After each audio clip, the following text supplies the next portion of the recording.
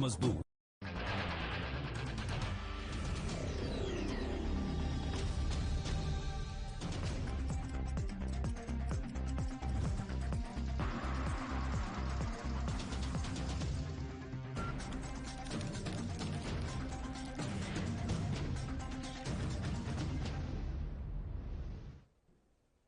नमस्कार, बहुत स्वागत है आपका साधना प्लस न्यूज में। मैं हूं आपके साथ अस्मिता दुबे और इस बुलेटिन में दिखाएंगे हरियाणा की तमाम खबरें, लेकिन उससे पहले एक नजर डालेंगे इस वक्त की हेडलाइंस पर। कांग्रेस विधायक का विवादित बयान, कहा मनोहर लाल गवा चुके हैं अपना मानसिक संतुलन, साथ ही पद से इस्तीफा देने की भी कही बात। परिवार पहचान पत्र पर हुई बैठक खत्म, सुभाष बराला ने दिया बयान, कहा पहचान पत्र के जरिए से लोगों को मिलेगा लाभ।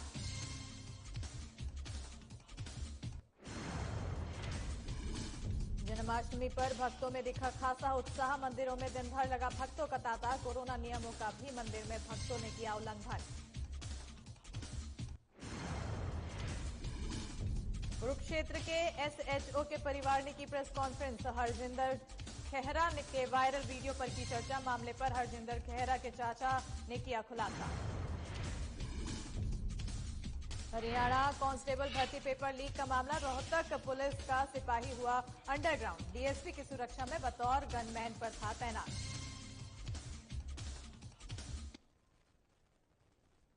चलिए खबरों की शुरुआत करते हैं। पंजाब प्रदेश कांग्रेस कमेटी के अध्यक्ष नवजोत सिंह सिद्धू ने भी स्वर्गीय बेअंत सिंह को श्रद्धा सुमन अर्पित किया है। आपको बता दें कि स्वर्गीय बेअंत सिंह को सांसद रवनीत सिंह बिट्ट ने भी श्रद्धांजलि अर्पित की है। अमन पसंद देश और कौम ते शहीद होने वाले सरदार बेअंत सिंह उन्हों की बरसी है। अज दे दिन उन्होंने देश की एकता ते अखंडता लई अपनी कुर्बानी दी है और जिन्ने भी देश नूं प्यार करते हैं, देश की तरक्की नूं प्यार करते हैं, मानवता नूं प्यार करते हैं, अज सरदार बेअंत सिंह की बरसी ते अज उन्होंने नमन किया है। और मैं समझदा कि साडे सारे भारत वासियों का फर्ज है कि देश की एकता ते अखंडता लई सानू हमेशा हर कुर्बानी करने लई तैयार रहना चाहिए, क्योंकि देश की आज़ादी साडे कोल एक इमानत है।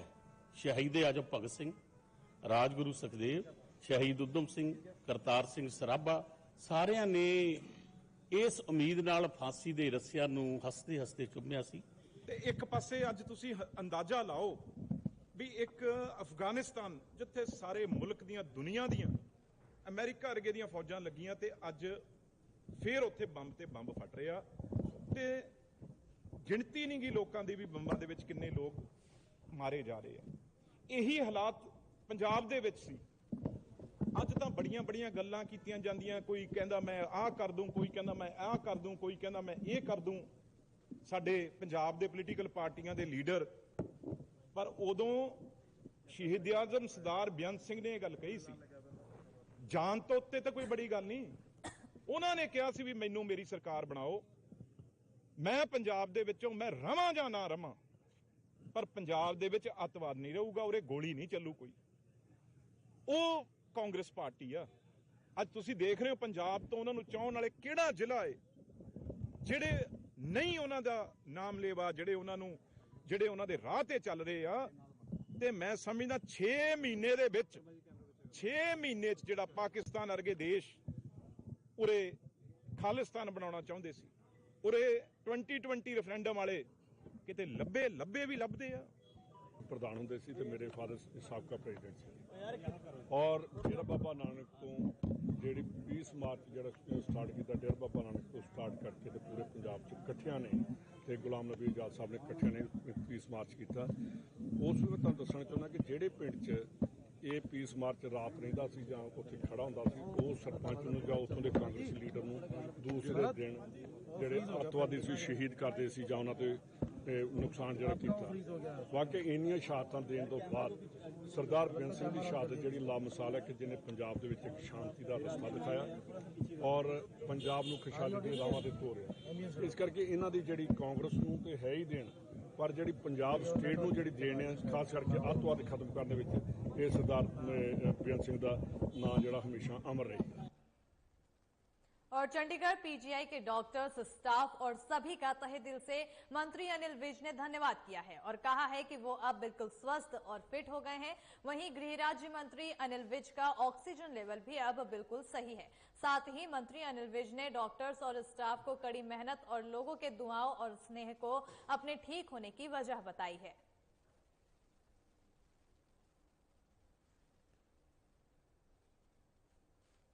पीजीआई के स्टाफ ने, डॉक्टर्स ने कड़ी मेहनत की है। जो मेरे हालात थे बहुत गंभीर थे और उनकी मेहनत का नतीजा है कि आज मैं यहाँ खड़ा हूँ और पीजीआई से अब मैं दफ्तर आया हूँ कि अगर कोई काम पेंडिंग है तो मैं उसको निकाल के जाऊँ।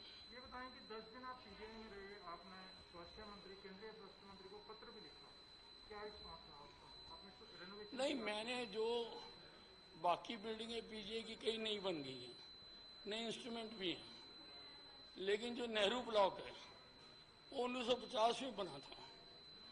उसकी मैंने हालत देखी, बहुत हालत खराब है। उसमें तो ऐसा जैसे बाड़े बने हुए हैं, इंसानों के लिए नहीं बना हुआ।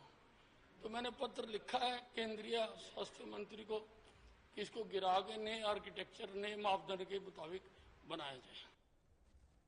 और पंजाब के कांग्रेस विधायक राजा वडिंग का हरियाणा के मुख्यमंत्री को लेकर विवादित बयान सामने आया है। मुख्यमंत्री मनोहर लाल के पंजाब की सरकार पर उठाए गए सवाल पर वार करते हुए विधायक राजा वडिंग ने कहा कि मुख्यमंत्री मनोहर लाल मानसिक संतुलन गंवा चुके हैं। नैतिकता के आधार पर उन्हें अपने पद से इस्तीफा दे देना चाहिए क्योंकि कई महीनों से किसान लगातार प्रदर्शन कर रहे हैं। आगे वडिंग ने कहा कि सीएम को कुर्सी पर बने रहने का अधिकार नहीं है। उनकी निंदा करता हूं, कभी न कभी समय आ जाता है। मनोहर लाल खट्टर मैनू लगा मानसिक संतुलन गवा चुके ने। एक आम व्यक्ति जिन्होंने लोगों ने दूजी वारी हरियाणा का मुख्यमंत्री बनाया, किस तरह उन्होंने आपदी हौमे दे विच साडे किसान भरावां ते तसद्दद कराया, लाठीचार्ज कराया, उन्होंने लत्तां तुड़वातियां। सो मैं समझदा कि वो आपदा मानसिक संतुलन गवा चुके ने। उन्होंने नैतिकता के आधार ते मुख्यमंत्री रहन दी कुर्सी ते रहन दा कोई हक नहीं है और मैं उन्होंने निंदा करदा है। और परमात्मा कदे ना कदे समा आ जाता है जिस तरह का देश के अन्नदाता नाल और पंजाब के किसान नाल वतीरा हो रहा है, वो किन्ने महीनों तो दिल्ली दियां बरूहां ते बैठे है। और मैनू लगता अंग्रेज सरकार समय भी नहीं इदा हुंदा सी। शांतमई प्रदर्शन नूं हमेशा अंग्रेज सरकार भी मैनू लगता सुन लिया इदू चंगी होएगी जिस तरह का भाजपा का किसानों के प्रति वतीरा है। मैं और घोर निंदा करता। तो कांग्रेस विधायक का विवादित बयान आया जिन्होंने मनोहर लाल का मानसिक संतुलन गंवा चुके हैं की बात कही है। सीएम मनोहर लाल, उन्होंने कहा है कि सीएम मनोहर लाल अपना मानसिक संतुलन गंवा चुके हैं। इसके साथ ही उन्होंने पद से इस्तीफा देने की भी बात कह दी है। उन्होंने कहा है कि नैतिकता के आधार पर उन्हें अपने पद से इस्तीफा दे देना चाहिए क्योंकि कई महीनों से किसान लगातार प्रदर्शन कर रहे हैं।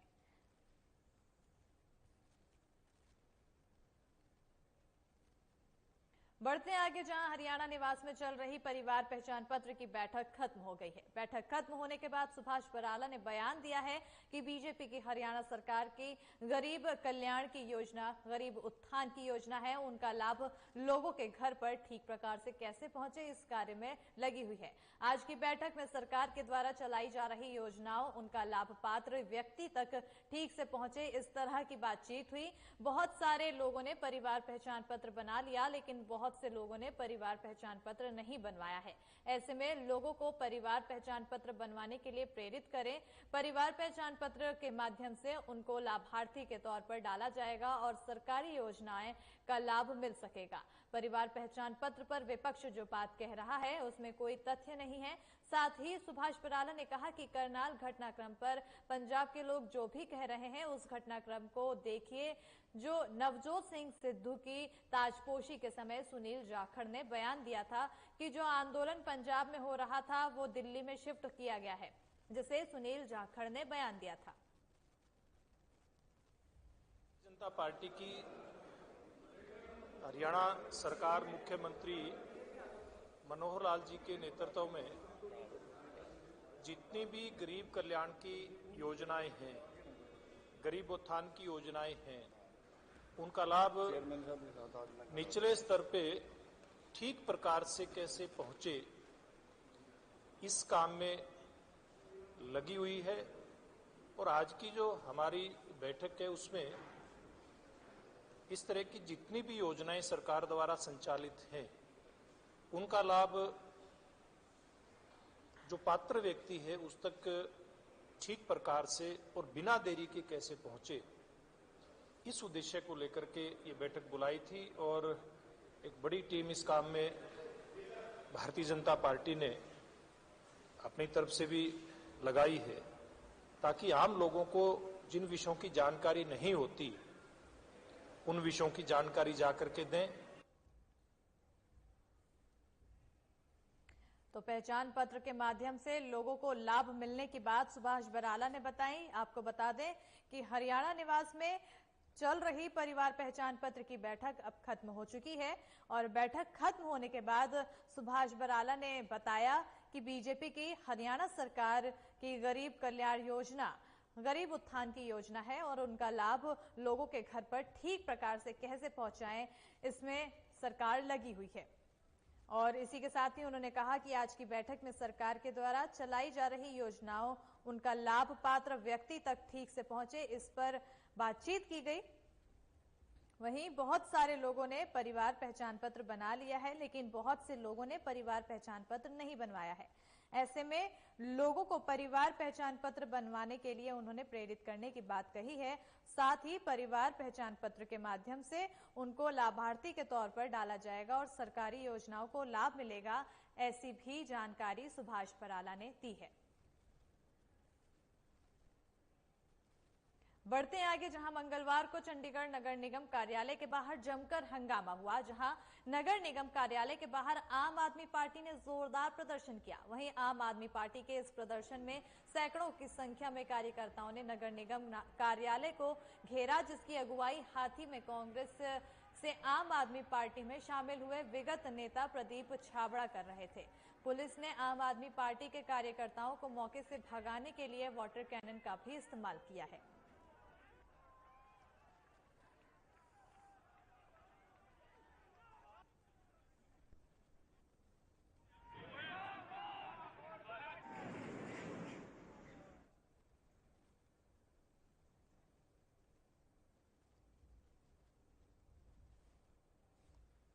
ਹਜੂਮ ਤਾਂ ਇਹ ਸਚਾਈ ਦੇ ਨਾਲ ਹੈ।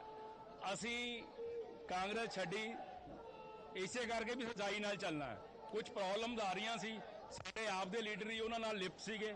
ਕਾਰਪੋਰੇਸ਼ਨ ਦੇ ਬੜੇ ਭ੍ਰਸ਼ਟਾਚਾਰ ਆਏ ਸੀ, 142 ਡਰਾਈਵਰਾਂ ਦੀ ਭਰਤੀ ਹੋਈ, ਅਸੀਂ ਆਵਾਜ਼ ਚੱਕੀ। ਇੱਕ ਪਾਰਟੀ ਨੇ ਪੂਰੀ ਪਾਰਟੀ ਨੇ ਇੱਕ ਵੀ ਸਟੇਟਮੈਂਟ ਨਹੀਂ ਦਿੱਤੀ, ਬਸ ਇੱਕ ਦੇ ਕੇ ਚੁੱਪ ਕਰ ਗਈ, ਹੈਂਕੀ ਪੈਂਕੀ ਹੋ ਗਈ। ਹੋਰ ਸੜਕਾਂ ਦੇ ਮੁੱਦੇ ਸੀ, ਉਹਦੇ 'ਚ ਵੀ ਕੋਈ ਸਾਡੇ ਟਾਪ ਲੀਡਰ ਦੇ ਰਿਸ਼ਤੇਦਾਰ ਇਨਵੋਲਵ ਸੀ, ਹੈਂਕੀ ਪੈਂਕੀ ਹੋ ਗਈ। ਅਸੀਂ ਸਚਾਈ ਨਾਲ ਲੜਦੇ ਆ ਰਹੇ ਹਾਂ। ਚੰਦਰਮੁਖੀ ਜੀ ਪਹਿਲੇ ਚਲੇ ਗਏ ਸੀ, ਛਾਬੜਾ ਜੀ, ਅਸੀਂ ਸਾਰੇ NHY ਤੋਂ 81 ਤੋਂ ਸ਼ਹਿਰ ਦੇ ਨਾਲ ਜੁਆਇਨ 'ਚ ਜੰਮੇ ਪਲੇ ਆ ਔਰ ਦੇਖਦੇ ਪਏ ਆ ਸ਼ਹਿਰ ਦੀ ਲੁੱਟ ਖਸੋਟ ਹੋ ਰਹੀ ਸੀ। ਜ਼ਮੀਰ ਸਾਡਾ ਮੰਨਿਆ ਨਹੀਂ, ਉਹ ਜ਼ਮੀਰ ਜਗਾਉਣ ਵਾਸਤੇ ਅਸੀਂ ਸਚਾਈ ਲੱਭੀ। ਸਚਾਈ ਕੇਜਰੀਵਾਲ ਜੀ ਸੀ ਔਰ ਇਸ ਪਾਰਟੀ ਦੇ ਵਿੱਚ ਕੋਈ ਬਿਨਾਂ ਕਿਸੇ अपनी एक्सपेक्टेशन तो आंदा और देश की लड़ाई सबकी लड़ाई लड़ रहा है। मेरा कोई पहला प्रोटेस्ट नहीं है, आम आदमी पार्टी के वॉलंटियर्स का प्रोटेस्ट है, जिनकी मेहनत की बदौलत आज सैकड़ों की तादाद में यहाँ कार्यकर्ता इकट्ठे हुए हैं, लोगों की आवाज बुलंद करने के लिए, लोगों की आवाज बन के। सबसे पहली बात। दूसरी बात, अब त्रिकोणीय मुकाबला नहीं है, अब हमारा मुकाबला एक ही पार्टी से होगा, वो भ्रष्टाचारी भारतीय जनता पार्टी से। कांग्रेस फिनिश, कांग्रेस खत्म। इसलिए त्रिकोणा मुकाबला नहीं है, मुकाबला सीधा सीधा होगा। एक भ्रष्टाचारी एक तरफ सच, और जो केजरीवाल जी जो हमेशा भ्रष्टाचार के खिलाफ बोलते रहे हैं, जिनके लिए देश सर्वोपरि है, जिनके लिए जनता की सेवा सबसे आगे है, और किस तरह से हम दिल्ली मॉडल को लागू कराने की यहाँ पूरी कोशिश करेंगे। जितना यहाँ पे अधिकार है प्रशासन के पास, उस तक हम दबाव बनाएंगे और आने वाले समय में पांचों के 5 साल आम आदमी पार्टी का मेयर बनाएंगे। और पूरे देश में श्री कृष्ण जन्माष्टमी का पर्व बड़ी धूमधाम से मनाया गया है। हालांकि पिछली बार कोरोना के चलते श्री कृष्ण जन्माष्टमी का पर्व नहीं मनाया जा सका था, लेकिन अब की बार कोरोना के केस कम होने के कारण भक्तों में इस पर्व को लेकर खासा उत्साह देखने को मिला है। मंदिरों में भक्तों की लंबी लंबी कतारें भी देखने को मिली। वहीं इस दौरान भक्ति में लीन भक्त उत्साह में कोरोना नियमों का पालन करना भी भूल गए और बिना मास्क के ही दर्शन करने मंदिर में आ गए। वहीं मंदिर प्रशासन की तरफ से भक्तों से लगातार अपील की जा रही थी कि भक्त मंदिर में बिना मास्क के नहीं आए। देखा जाए तो अब की बार भी कृष्ण जन्माष्टमी के पर्व पर कोरोना का असर जरूर पड़ा है।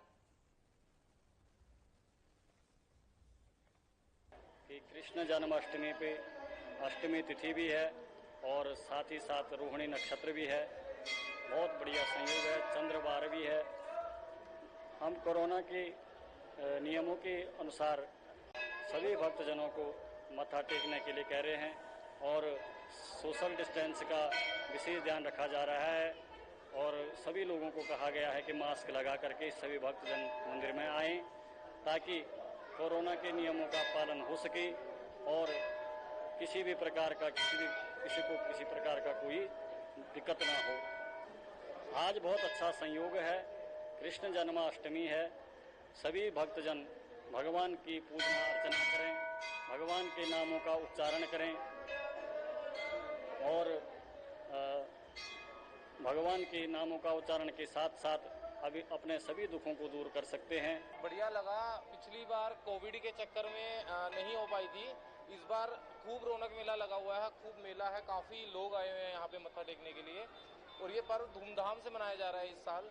तो बहुत अच्छा लग रहा है मुझे इस बार जन्माष्टमी पे यहाँ पे आके। मेरे को बहुत अच्छा लगा क्योंकि मैंने देखा नहीं कभी ऐसे मंदिर में ये जन्माष्टमी ये सब, तो पहली बार देखा है। तो हाँ बहुत वो है, मतलब रौनक मेला हर जगह रोशनी। ये सिख फैमिली से है। हाँ, मैं सिख फैमिली से हूँ, तो मुझे हिंदू धर्म का पता नहीं है, तो मैं देख रही हूँ सारा कि कैसे कैसे करते हैं सब कुछ। एंड बहुत अच्छी तैयारियां हैं, अरेंजमेंट्स काफी अच्छा है। अंदर भी गए तो मतलब ओवरऑल अच्छा है सारा। 2020 से बेहतर लग रहा है इस बार 2021 में, क्योंकि 2020 में मंदिर में काफी मतलब आना जाने मना कर रखा था। उसके कंपैरिजन में 2021 में अब थोड़ा प्रिकॉशंस रखे जा रहे हैं, डिस्टेंस मेंटेन किया जा रहा है। मंदिर में पहले हमें घंटी को छूने से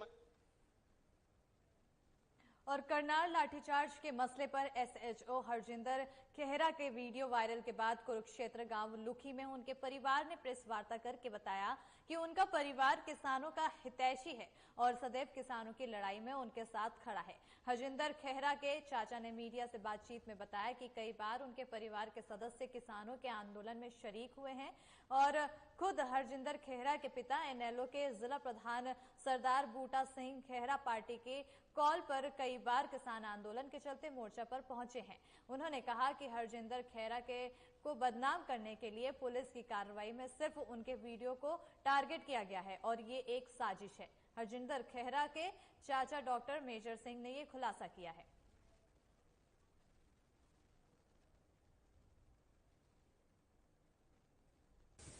28 अगस्त को करनाल में किसानों के ऊपर जो लाठीचार्ज हुआ, मैं उसकी निंदा करता हूं और मैं भी एक किसान हूं और शुरू से ही मैं व मेरा पूरा परिवार इस किसान आंदोलन से जुड़ा रहा है और आगे भी पूरे तन मन और धन से किसानों के इसी आंदोलन में जुड़ा रहेगा। मैं इंडियन नेशनल लोकदल पार्टी का जिला प्रधान हूं।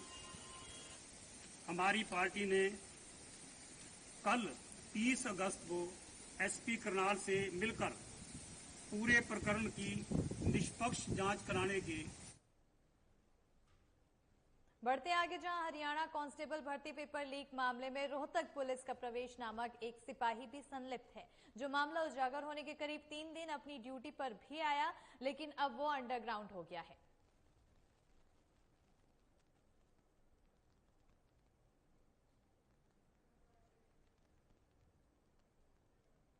और अंबाला शहर सदर थाने में 450 किसानों के खिलाफ मामला दर्ज किया गया है। बता दें कि NH1 को जाम करने को लेकर किसानों के खिलाफ मामला दर्ज किया गया है।